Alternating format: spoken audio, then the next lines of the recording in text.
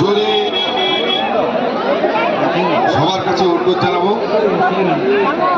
সবাই একবার জোরে হাততালির মধ্য দিয়ে চিৎকার করে সবার স্বাগত জানাবেন।